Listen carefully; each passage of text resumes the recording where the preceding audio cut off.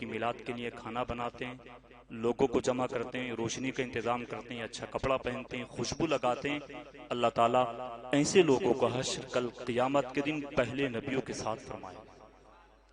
میں تو یہ کہتا ہوں نبیوں کی شان تو بہت بہت عرف والا ہے۔ مولا جو دنیا میں تیرا نیک جنتی بندہ ہو، ہمارا حشر اگر اسی کے ساتھ ہو جائے تو بیڑا پار ہو جائے، ہے نا۔ اور امام جلال الدین فرماتے ہیں ما من بیت او مسجد او محلۃ قرئ فیہ مولد النبی صلی اللہ تعالی علیہ وسلم وصلت الملائکۃ علی اہل ذلک المکان۔ حضرت امام جلال الدین فرماتے ہیں جس گھر میں یا محلے میں یا مسجد میں نبی کا میلاد پڑھا جاتا ہو، رب کی تعریف کی جاتی ہو، اللہ کے فرشتے اس جگہ کو چاروں طرف سے آ کر گھیر لیتے ہیں۔ اور گھیرنے کے بعد وہ کرتے کیا ہے؟ وصلت الملائکۃ علی اہل ذلک المکان۔ جب تک اس جگہ پر ذکر ہوتا ہے، جتنے لوگ اس جگہ پر موجود ہوتے ہیں، یہ اللہ کے فرشتے ان تمام لوگوں پر درود پاک پڑھتے ہیں۔ تو کوئی معمولی جلسہ نہیں ہے یہ، اور اس جلسے کو اس محفل میں ادب و احترام کے ساتھ بیٹھیں، اور جب تک دل نہ اکتائے سنیں، اور دل اکتائے تو پھر نہیں سنیں۔ خوشو اور خضوع کے ساتھ بیٹھنا چاہیے، محبت کے ساتھ سننا چاہیے۔ آپ کہیں گے تو میں 15 منٹ میں بھی تقریر کر دوں گا، اور کچھ دیر سنیں گے تو آدھا گھنٹہ بھی تقریر میں کرنے کی کوشش کروں گا۔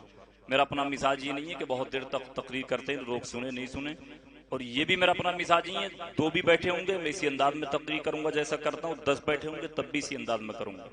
بس دعا کریں اللہ مجھے حق بولنے کی، ہم سب کو حق باتیں سننے کی اور سن کر اس پر عمل کرنے کی توفیق عطا فرمائے، آمین اللہم آمین۔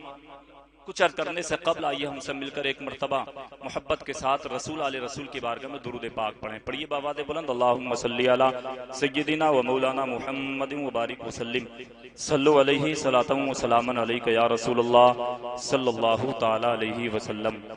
سر محفل کرم اتنا میرے سرکار ہو جائے، آپریٹر صاحب یہ کو تھوڑا کم کر دو، سر محفل کرم اتنا میرے سرکار ہو جائے، نگاہیں منتظر رہ جائیں اور دیدار ہو جائے، نگاہیں منتظر رہ جائیں اور دیدار ہو جائے، اور غلام مصطفیٰ بن کر میں بک جاؤں مدینے میں، غلام مصطفیٰ بن کر میں بک جاؤں مدینے میں، محمد نام پر سودا سرے بازار ہو جائے، محمد نام پر سودا سرے بازار ہو جائے۔ اور ایک شاعر نے وہ منظر کشی کی کہ دنیا سے جانے والا اللہ کی عبادت کر کے نبی کی محبت اپنے دل میں بسا کر کے گیا ہے، قبر میں پہنچے گا، سوالات کے لیے منکر نکیر آئیں گے، وہ جواب میں کیا کہے گا؟ لحد میں روشنی کے واسطے سامان لایا ہوں، لحد میں روشنی کے واسطے سامان لایا ہوں، اندھیرا گھر سنا تھا شمع ایمان لایا ہوں، اور نکیرو پوچھتے کیا ہو لو سینہ چیر کر دیکھ لو، نکیرو پوچھتے کیا ہو لو سینہ چیر کر دیکھ لو، میں اپنے دل پہ داغے سید ذیشان لایا ہوں، میں اپنے دل پہ داغے سید ذیشان لایا ہوں۔ حضرات تیزی سے آپ میرے گفتگو سماعت کریں۔ انسانوں کی نسل جو دنیا میں شروع ہوئی ہے وہ حضرت آدم علیہ السلام سے شروع ہوئی، نسل انسانی کے جو باپ ہیں وہ حضرت آدم علیہ السلام ہیں، نسل انسانی کی جو ماں ہیں وہ حضرت حوا رضی اللہ تعالی عنہا ہیں، ان سے انسانوں کی نسل شروع ہو گئی۔ اب دنیا میں انسان آتے بھی رہیں گے، دنیا سے انسان جاتے بھی رہیں گے، یعنی پیدا بھی ہوتے رہیں گے، انتقال بھی کرتے رہیں گے، مگر عالم تصور میں ایک سوال پیدا ہوتا ہے، اے پروردگار تو نے یہ جب دنیا کی زندگی عطا فرمائی تھی تم موت نہیں دیتا، اور موت دینا ہی تھا تو دنیا میں پیدا نہیں فرماتا، آخر پہلے زندگی بعد میں موت، یہ نظام قدرت کس لیے؟ پروردگار یہ قانون تو نے کس لیے بنایا؟ آخر وجہ کیا ہے، سبب کیا ہے کہ پہلے تو نے زندگی عطا فرمائی اس کے بعد تو موت دیتا ہے؟ کاش مولا زندگی کے بعد اگر تو موت نہیں دیتا تو جیسے آج حالات ہوتے ہیں، ایک بیٹی کے انتقال کرنے کے بعد ماں سسکیاں لیتی رہ جاتی ہے، جوان بیٹا انتقال کر جائے باپ کی کمر ٹوٹ جاتی ہے، ماں باپ انتقال کر جائیں اولاد جی کو پکار کرتی رہ جاتی ہے، مولا کاش زندگی کے بعد تم موت نہیں دیتا، ایسے حالات پیدا نہیں ہوتے۔ پروردگار مقصد کیا ہے، وجہ کیا ہے؟ پہلے زندگی بعد میں موت، تو دنیا میں کہیں مت بھٹکیے، رب کی مقدس کتاب قرآن کریم کو اٹھائی کے آج ہم نے قرآنوں کو طاقوں کی زینت بنا دیا، بالائے طاق ہم نے قرآنوں کو رکھ دیا ہے، قرآن کو اٹھا کر کے رکھ دیا۔ قرآن پڑھتے تو باتیں ہمارے اور آپ کے سمجھ میں آ جاتی۔ اللہ نے قرآن میں اسی کے تعلق سے ارشاد فرمایا، الذی خلق الموت والحیات لیبلوکم ایکم احسن عملا۔ رب قرآن میں فرماتا ہے موت اور زندگی کو جو پیدا کیا گیا، موت اور زندگی کو جو بنا دیا گیا، وہ اس لیے تاکہ تمہاری جانچ ہو جائے، امتحان لے لیا جائے، آزمائش ہو جائے کہ کون اچھے عمل کرنے کے بعد اس دنیا سے پروردگار عالم کی بارگاہ میں جائے۔ سمجھ رہے؟ موت اور زندگی کا جو مقصد رب نے مجھے اور آپ کو پہلے زندگی عطا فرمائی، بعد میں وہ موت دے گا۔ اس موت اور زندگی کے درمیان کا جو حصہ اللہ تبارک و تعالیٰ نے مجھے اور آپ کو عطا فرمایا، کبھی میں نے اور آپ نے سوچا یہ کس لیے عطا فرمایا؟ کبھی میں نے اور آپ نے غور و فکر کیا آخر اس کی وجہ کیا ہے، آخر اس کا سبب کیا ہے؟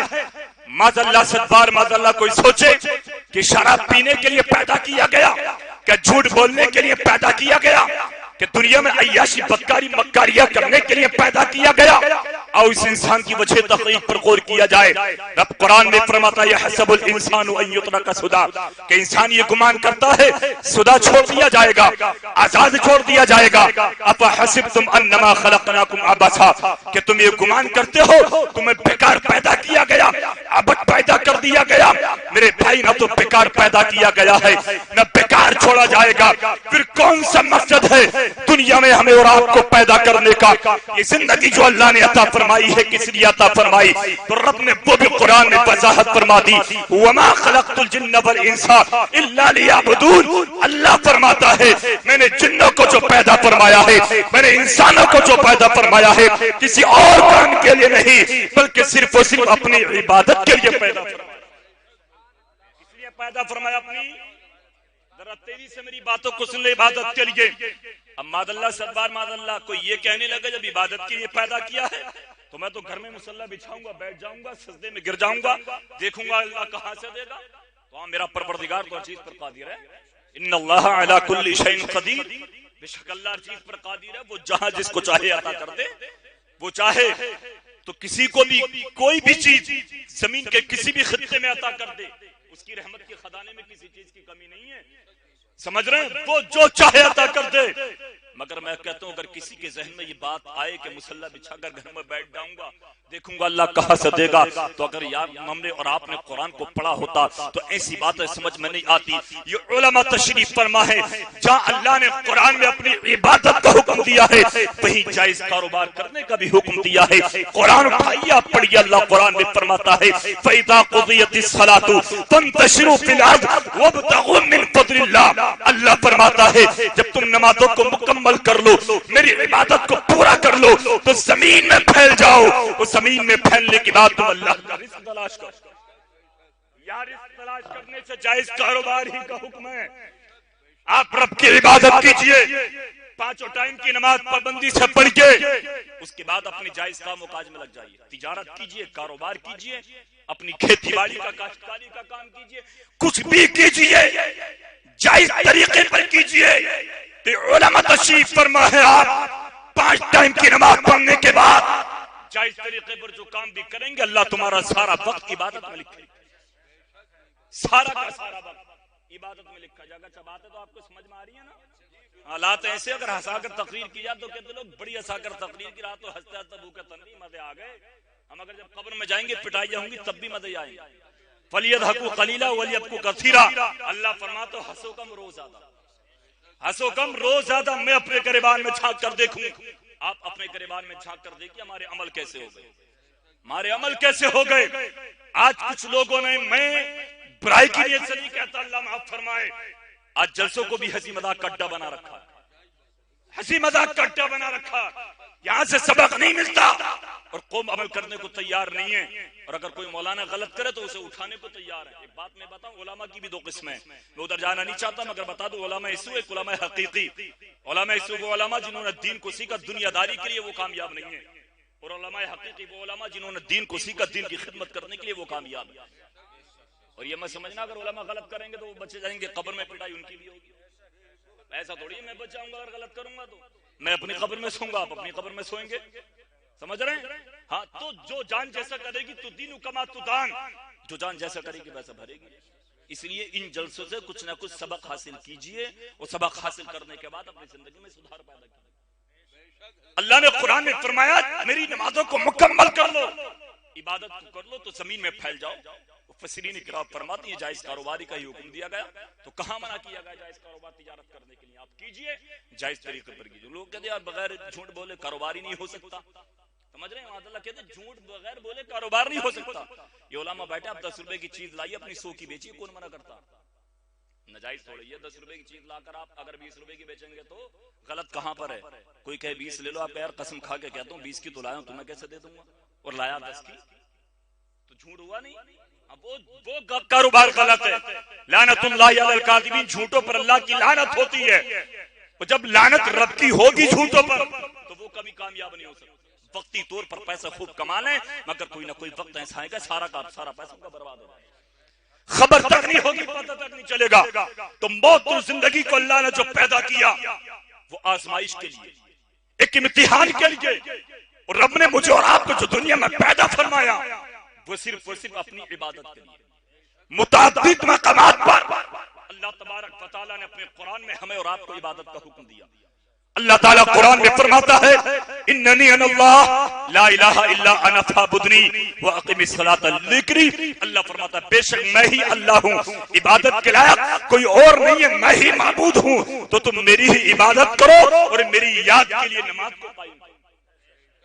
نماز کا حکم اللہ نے قرآن میں دیا۔ رب نے دوسری جگہ قرآن میں ارشاد فرمایا یا ایھا الناس اعبدوا ربکم الذی خلقکم والذین من قبلکم لعلکم تتقون۔ اللہ فرماتا ہے لوگوں تم عبادت کرو اپنے اس رب کی جس نے تم کو پیدا کیا، تم سے پہلے لوگوں کو پیدا کیا۔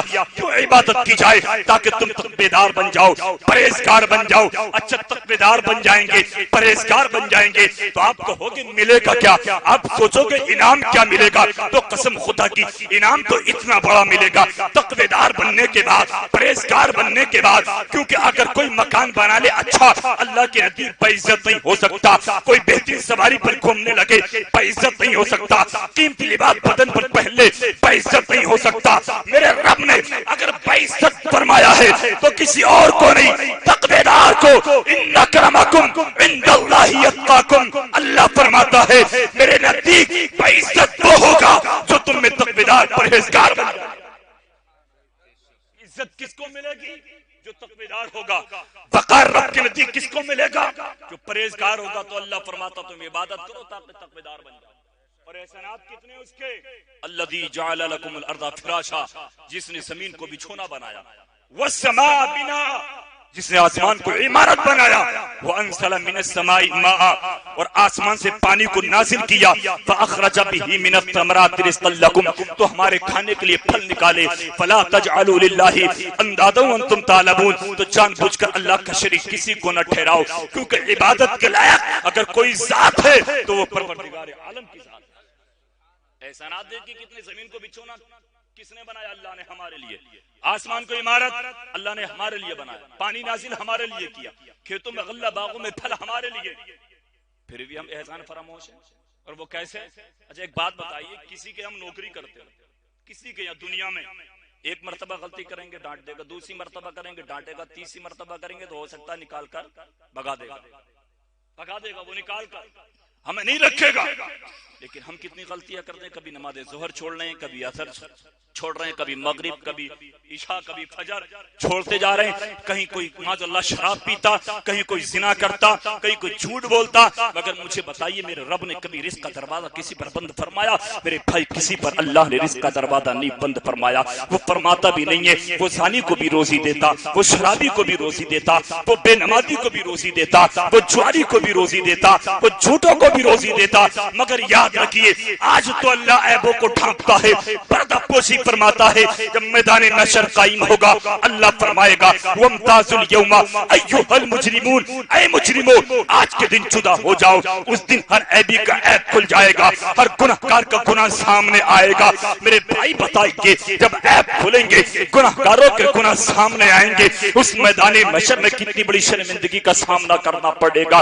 پھر ہمارے اور آپ کے حالات کیا ہوں گے. اس لیے میں کہتا ہوں وہاں جانے سے پہلے ابھی اللہ کا احسان ہے, میری سانس باقی ہے, آپ کی سانس باقی ہے. یہ کب رک جائے میرے بھائی کوئی بھروسہ نہیں ہے, کب چلی جائے ہم اور آپ دنیا سے انتقال کر جائے کوئی ذمہ داری کے ساتھ نہیں کہہ سکتا. ابھی سانسیں باقی ہے, اللہ کو راضی کر لے, رسول اللہ کو راضی کر لے, اور دنیا میں ایسے کام کر لے کہ جب دنیا سے جائیں تو کوئی نہ کہے کہ نبی کا غدار جا رہا ہے, کہنے والے کہنے پر مجبور ہو جائے یہ تو دنیا سے گیا ہے مصطفیٰ کا وفادار غلام. اگر ایسی زندگی گزار کر گئے تو انشاءاللہ بیڑا پار.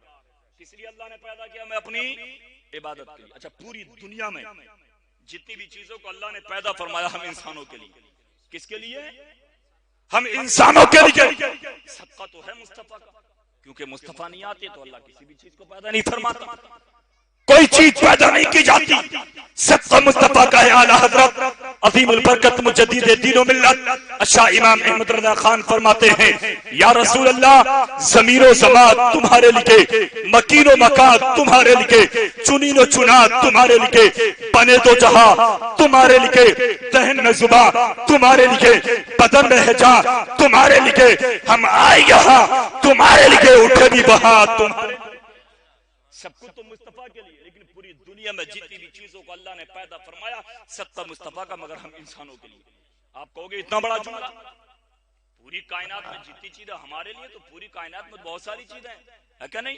تو میں قرآن سے ثبوت دوں گا, اس کے بعد ایک دنیاوی مثال آپ کو دوں گا. اللہ قرآن میں فرماتا الم ترو ان اللہ سخر لکم ما فی السماوات و ما فی الارض, کیا تم نے نہ دیکھا جو کچھ زمین اور آسمانوں میں ہے اللہ نے وہ سب کچھ تمہارے لیے مسخر کیا. مجھے بتائیے زمین و آسمان کی اب ساری چیزیں ہمارے لیے ہے تو پھر کون سی چیز باقی رہ گئی؟ سخر لکم اللیل والنہار والشمس والقمر, اللہ فرماتا رات و دن تمہارے لیے مسخر کیے گئے, چاند سورج ستارے اس کے حکم کے باندھے ہیں, ساری چیزیں ہمارے لیے پیدا کی گئی. اب میں دنیا کی مثال آپ کو دیتا ہوں, ذرا توجہ کریں اور آپ غور سے سنیں. یہ رات کا اندھیرا, صبح کا سویرا, دریاؤں کا بہنا, ہواؤں کا چلنا, مجھے بتائیے اگر یہ ساری چیزیں بند ہو جائیں تو کیا ہماری ہستی پر اثر پڑے گا؟ کیا نہیں پڑے گا؟ ظاہر سی بات ہے اثر پڑے گا. ہمارا رات کا اندھیرا نہ ہو, صبح کا سویرا نہ ہو, دریا نہ بہیں, ہوائیں نہ چلے تو اثر تو ایسا پڑے گا ہم ایک منٹ جی نہیں پائیں گے, دنیا سے انتقال کر جائیں گے. مگر مجھے بتائیے انسان ایک نہیں کروڑوں اس دنیا سے انتقال کر جائیں,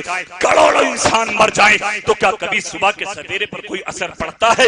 رات کے اندھیرے پر کوئی اثر پڑتا ہے؟ دریاؤں کے بہنے پر, ہواؤں کے چلنے پر ہر ایک انسان کا جواب ہوگا. انسان کتنے بھی مر جائے رات کا اندھیرا اپنے وقت پر ہوتا رہے گا, صبح کا سویرا اپنے وقت پر ہوتا رہے گا, دریا اپنے وقت پر بہتے رہیں گے, ہوائیں اپنے وقت پر چلتی رہیں گی. تو پتہ یہ چلا انسان کے مرنے پر ان چیزوں پر اثر نہیں پڑتا, اور ان چیزوں کے ختم ہونے سے انسان کی ہستی پر اثر پڑتا ہے. تو بات سمجھ میں آ گئی, پوری دنیا کا وجود صدقہ تو مصطفیٰ کا ہے, مگر ہم انسانوں کے لیے پیدا کیا. شاعر نے ذہن دے دیا, جانور پیدا کیے تیری وفا کے واسطے, انسان کے دیا سرسبز ہے تیری غذا کے واسطے, سب جہاں تیرے لیے اور تو خدا کے, سب جہاں تیرے لیے اور تو خدا کے واسطے. تو پوری دنیا اللہ نے ہمارے لیے پیدا فرمائی. اگر ہمیں کس نے پیدا فرمایا؟ اللہ نے اپنی عبادت کے لیے. اجازت ہو تو تھوڑی دیر اور محبت سے بولیں سبحان اللہ. تو ہمیں اللہ نے اپنی عبادت کے لیے پیدا کیا, سمجھ رہے ہیں؟ اور یہ موت اور زندگی کے درمیان کا جو حصہ اللہ نے مجھے اور آپ کو عطا فرمایا, اسی کی وجہ سے میدان محشر کا دن آباد بھی ہو سکتا اور برباد بھی ہو سکتا. برباد مقصد کیا ہے میرا کہنے کا؟ یعنی اگر یہی زندگی ہماری خراب گزر گئی تو وہاں حالات ہمارے بڑے خراب ہیں, بڑے خراب ہوں گے. قبر میں 3 سوال ہوں گے, آپ سنتے رہتے, من ربک ما دینک ما کنت تقول فی حق هذا الرجل. دین کے بارے میں پوچھا جائے گا, رب کے بارے میں اور نبی کے بارے میں پوچھا جائے گا. لیکن ایک وہ دن بھی آئے گا ہمیں اور آپ کو اپنی قبروں سے اٹھ کر ایک میدان محشر میں اکٹھا ہونا. ایک میدان محشر میں یوم تبدل الارض الى آخر الآیہ, اس آیت کے تحت 2 قول ہیں. جب میدان محشر قائم ہوگا زمین یا تو چاندی کی بنا دی جائے گی یا ایک قول یہ ہے مفسرین کرام کا بالکل اکسار کر دی جائے گی، کہیں کوئی گڑھا نہیں ہوگا، بالکل اکسار ہوگی زمین، میدان محشر قائم ہوگا، اور وہ ایک دن معلوم ہے کتنا بڑا ہوگا، کان مقدارہ 50,000 سنہ، جس ایک دن کی مقدار 50,000 برس کے برابر ہوگی۔ کتنی ہوگی؟ 29واں پارہ سورہ معارج کو پڑھیے آپ۔ آج لوگ کہہ دیتے جو ہوگا دیکھا جائے گا، کسی سے کہتے نمازیں پڑھ لے، بولے چرا تیرا دامن پکڑ کر ہی جنت میں چلے جائیں گے، سمجھ رہے ہیں؟ اپنی نماز کی پرواہ نہیں ہے، امام کے انگوٹھے کو دیکھ رہے ہیں کہ ہل تو نہیں رہا، اپنی نماز کی پرواہ نہیں ہے، امام صاحب کی نماز پڑھانے کو دیکھ رہے ہیں کہ یہ نماز پڑھا کیسے رہے۔ صحیح بات تو یہ آج بے پڑھے لکھے علماء سے سوال و جواب کرتے ہیں، جن کو بالکل علم نہیں ہے، وہ سوال پوچھتے ہیں، وہ انٹرویو ان کی باتوں کو ان سے ایسے سوالات کرتے ہیں جیسے کہ ان سے بڑے ہم ہیں، سمجھ رہے ہیں؟ ہاں، میں یہ بات میں نے کہی اور پہلے کہہ دیا کہ جو جان جیسا کرے گی ویسا بھرے گی، اگر علماء غلط ہے تو سزا ان کو بھی ملے گی، لیکن آپ کو حق نہیں بنتا کہ آپ ان کے تعلق سے کوئی برائی کریں۔ میرا موضوع وہ نہیں ہے، مگر ایک آیت پڑھ کر سنا تو ثم اورثنا الکتاب الذین اصطفینا من عبادنا فمنهم ظالم لنفسه ومنهم مقتصد ومنهم سابق بالخیرات۔ اللہ فرماتا ہم نے اپنے بندوں میں سے اپنی کتاب کا وارث چن لیا۔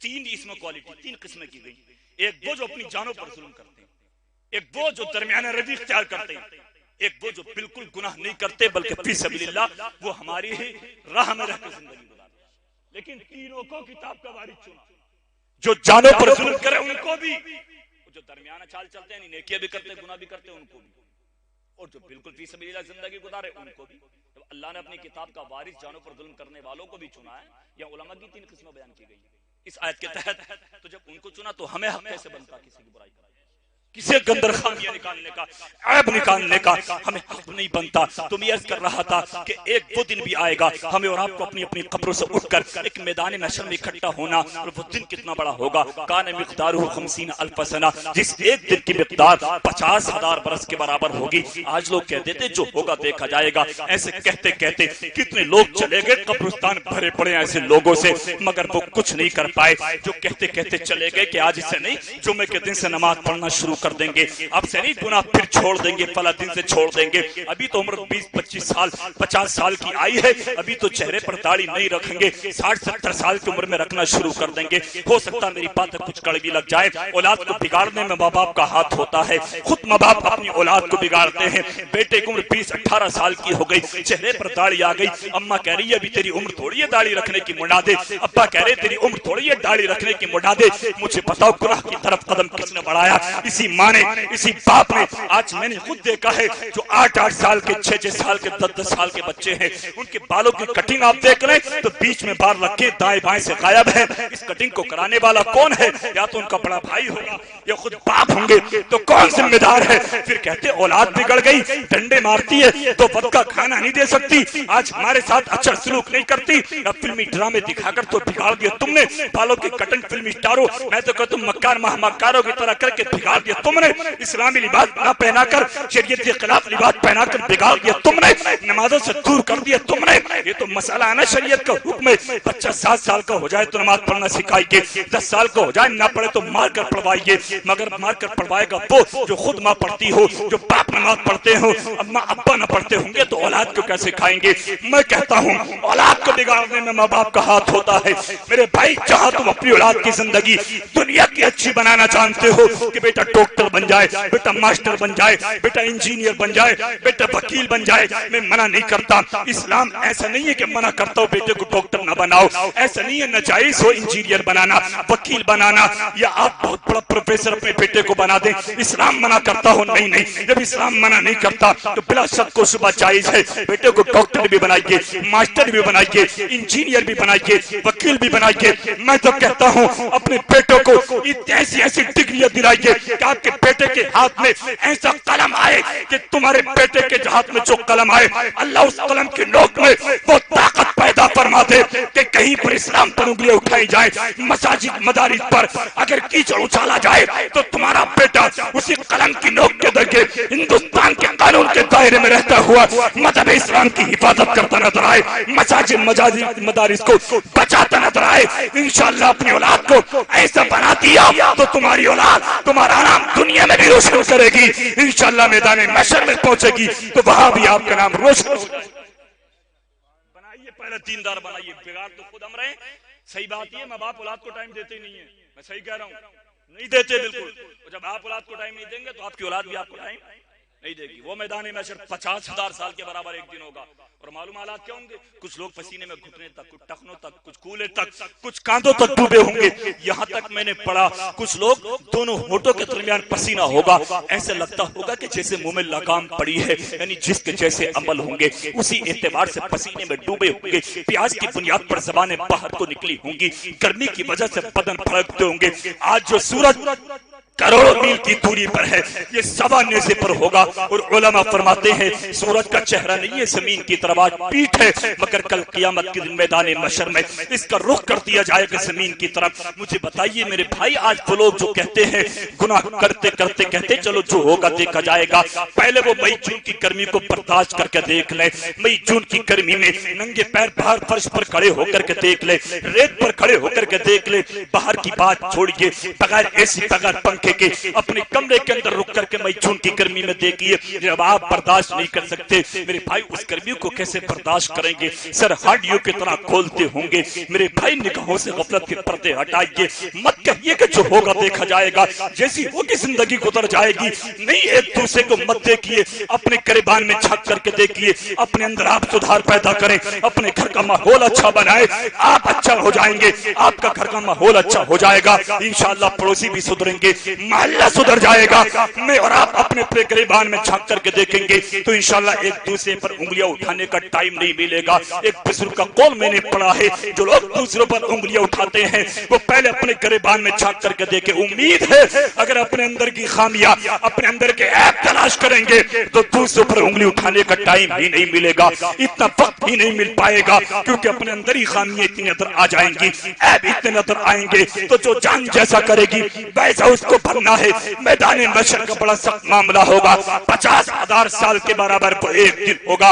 امام احمد رضا کا احسان ہے قوم سنیت پر. جب اس منظر پر نظر پڑی تو پوری قوم سنیت کو ایک دعا مانگنے کا طریقہ بتا دیا کہ دعا مانگنا ہے تو اس انداز میں مانگو کہ یا الہی گرمی محشر سے جب بھڑکے بدن دامن محبوب کی ٹھنڈی ہوا کا ساتھ ہو، اور یا الہی جب زبانیں باہر آئیں پیاس سے ساقیے کو ترشہے جدو عطا کا ساتھ ہو، اور یا الہی جب چلنا پڑے سرے شمشیر پر رب سلم کہنے والے غم زدہ کا ساتھ. بہت اچھا دعا مانگنے کا طریقہ بتایا. اچھا یہ جو میدان محشر قائم ہوگا، میزان بھی لگے گا نا، ترازو، عمل بھی تولے جائیں گے. یہ سب کچھ کیوں ہوگا؟ میرے نبی کی شان دکھانے کے لیے. اللہ تو جانتا نا کتنے گناہگار ہیں کتنے نیکوکار ہیں، سب جانتا. وہ چاہتا تو نیکوں کو جنت میں ڈال دیتا، گناہگاروں کو جہنم میں. وہ نہیں، میزان نہیں، اور یہ پلسرا سے گزارنا نہیں ہوتا. مگر یہ سب کچھ اس لیے ہوگا کہ اللہ اس دن اپنے حبیب کی شان کو بیان کرے گا. اللہ محضر عطا فرماتے فقط اتنا سبب ہے انعقاد بزم محشر کا کہ تیری شان محبوبی دکھائی جانے والی. میں تفصیل میں جانا نہیں چاہتا، سنتے لیے وہ دن 50,000 کے برس کے برابر ہوگا. اللہ فرماتا انہم یرونہ بعیدا، تم اس کو دور سمجھ رہے ہو، ونراہ قریبا. میں لفظی ترجمہ نہیں، مفہوم آپ کو ان آیتوں کا بتا دوں اور اپنی تقریر ختم کر دوں. ونراہ قریبا، اللہ فرماتا تم اس کو بہت قریب دیکھ رہے ہیں، دور نہیں ہے وہ دن، بہت جلدی آنے والا. یوم تکون السماء کالمہل، جتنی آسمان کچی چاندی کی طرف پگھل جائے گا. وتکون الجبال کالعہن، یہ بلند پہاڑ اون کی طرح ہلکے پڑ جائیں گے. اون دیکھیے نا کتنی ہلکی ہوتی ہے، آج پہاڑ کتنے وزنی ہیں، یہ اون کی طرح ہلکے پڑ جائیں گے.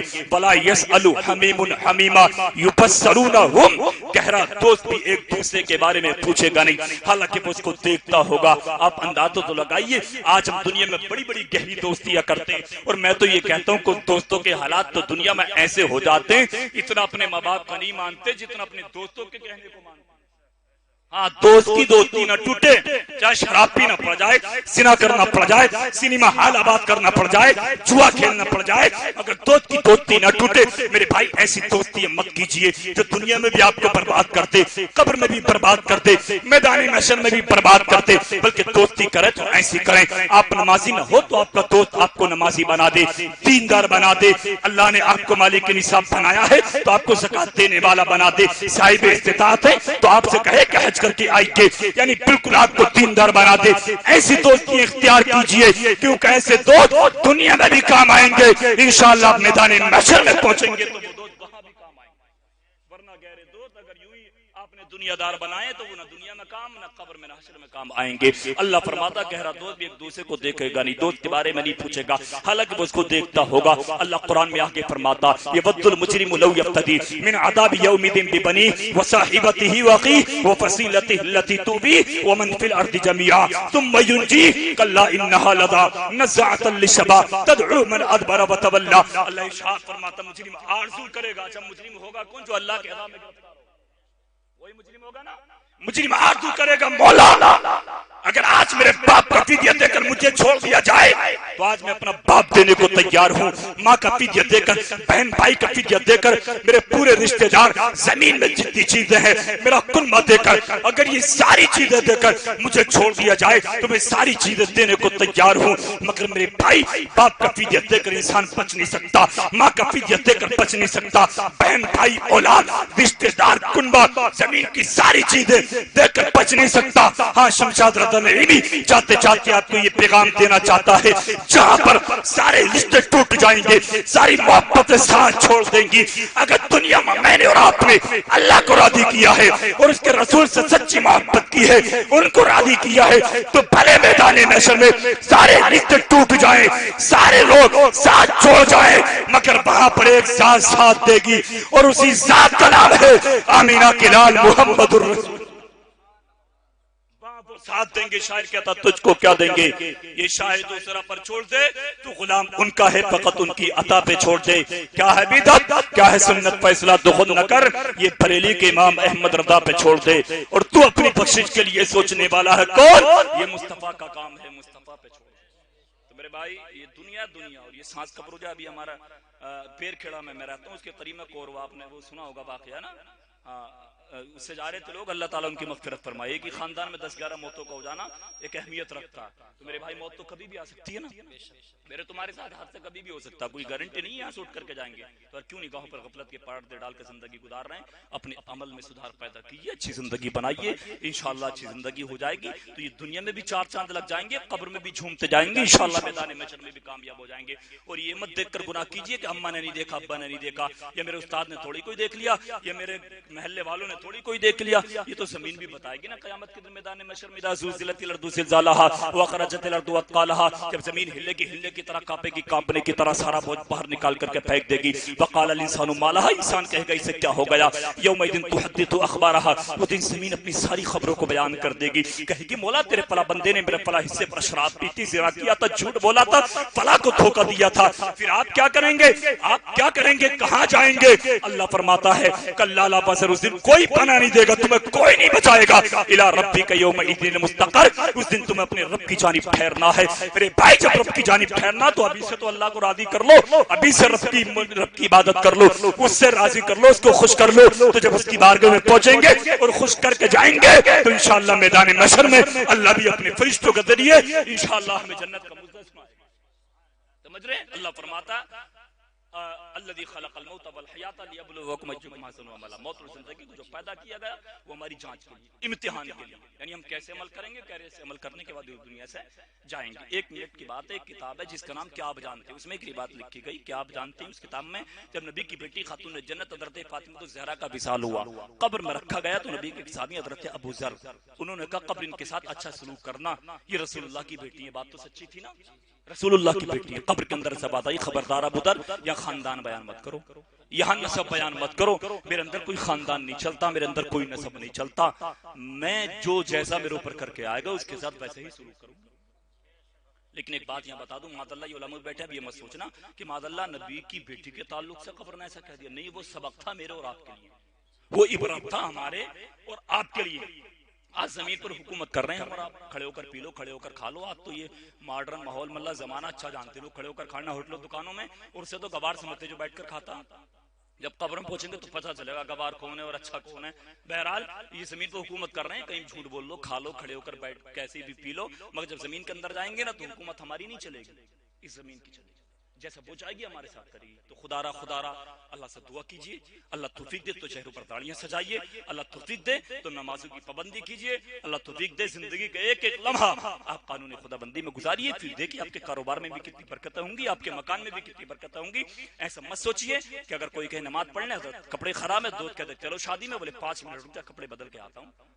ہاں میری ماں بہن کا بھی ہائی لے, یہ نماز کے لیے کہ بچوں نے پیشاب کر دیا, جانوروں کے کام میں ٹائم نہیں ملتا, شادیوں کے لیے 2-2 4-4 جوڑے موجود ہیں, 4-4 5-5 جوڑے موجود ہیں. میں یہ نہیں کہتا مت پہنیے, اللہ نے دیا تو پہنیے, مگر کم سے کم اس کی عبادت بھی تو کیجیے, ہے نا. خدا کو بھول گئے لوگ فکر روزی میں, خیال رزق رزاق کا خیال نہیں, بس روزی روٹی کی فکر ہے, اللہ کی فکر نہیں ہے. مطلب فکر سے مراد میری ہے کہ ہم اس کی عبادت نہیں کرتے. انشاءاللہ کبھی موقع ملا تو تفصیلی گفتگو ہوگی اس موضوع پر. بولنے کے وقت بہت چاہیے, اللہ سے دعا کریں. اگر لا علمی کی بنیاد پر مجھ سے بولنے میں کوئی خطا ہو گئی ہوں تو ان علماء کو آپ کو گواہ بنا کر میں سچے دل سے اللہ کی بارگاہ میں توبہ کرتا ہوں. اللہ معاف فرمائے, مجھے بھی آپ کو بھی گفتگو پر عمل کی توفیق عطا فرمائے. آمین اللہم آمین. اس مصروں کے ساتھ میں اپنی تقریر کو ختم کروں. میں یہ پڑھتا ہوں تقریر کے آخر میں, مجھے بہت پسند ہے, امید آپ کو بھی پسند آئیں گے. ایک شاعر کہتا, زندگی کے ہیں 2 جہاں, زندگی کے ہیں 2 جہاں, ایک یہ جہاں ایک وہ جہاں, ایک یہ جہاں ایک وہ جہاں, اور ان دونوں جہانوں کے درمیان فاصلہ ہے بس ایک سانس کا. ان دونوں جہانوں کے درمیان فاصلہ ہے بس ایک سانس کا, جو چلتی رہے تو یہ جہاں, جو رک جائے تو. سب نہیں بول رہے, منہ سے ڈر تو نہیں رہے ہو. ہاں میں اپنی تقریر میں سبحان اللہ بھی نہیں بلواتا ہوں بار بار, بس میرا یہ رہتا ہے ذہن کا, بس خاموشی کے ساتھ لوگ سن لیں تو جب دل چاہے سبحان اللہ بول دیں. مگر اب کہہ رہا ہوں آخر میں بول دیں محبت سے سبحان اللہ, تو ہے نہیں. جب تک یہ چلے گی ساتھ دنیا رک گئی تو وہاں پہنچ جائیں گے. جب موڑ سے ڈر تو نہیں رہے ہو, دعا کرنا ابھی آ جائے. آپ کو سوچ رہا ہوں گا حضرت ابھی تو کچھ بھی نہیں دیکھا دنیا میں, اور گھبرائیے مت. یہ اگر اس وقت میں اور ایسے وقت میں آ جائے تو میں تو یہ کہتا ہوں زندگی میں 4 چاند لگ جائے, مزے آ جائیں, اللہ کا ذکر کرتے سنتے آ جائے. اور دعا کریں اللہ ہم سب کو ایمان کی حالت میں اچھی موت عطا فرمائے. تو شاعر کہتا جو چلتی رہے تو یہ جہاں, جو رک جائے تو وہ جہاں, بس اتنی سی زندگی ہے. تو کریں کیا, بڑا اچھا ذہن شاعر نے دیا. وہ کہتا پیارے سانسوں کی اس مالا میں رنگ بھر دو عشق رسول کا, سانسوں کی اس مالا میں رنگ بھر دو عشق رسول کا, سانسوں کی اس مالا میں موتی پرولو درود کا. پھر یہ جہاں کہ وہ جہاں ساتھ ہوں گے محبوبے 2 جہاں, ساتھ ہوں گے محبوبے 2 جہاں, اور وہ ساتھ ہو جائیں تو پھر تو شان ہی نرالی ہے. سمجھیں انشاءاللہ بیڑا پار. سبھی حضرات ایک مرتبہ بلند آواز سے کلمہ طیبہ کا ورد کر لیں, لا الہ الا اللہ محمد الرسول اللہ صلی اللہ تعالی علیہ وسلم. وآخر دعوانا الحمدللہ رب العالمین. السلام علیکم ورحمۃ اللہ وبرکاتہ.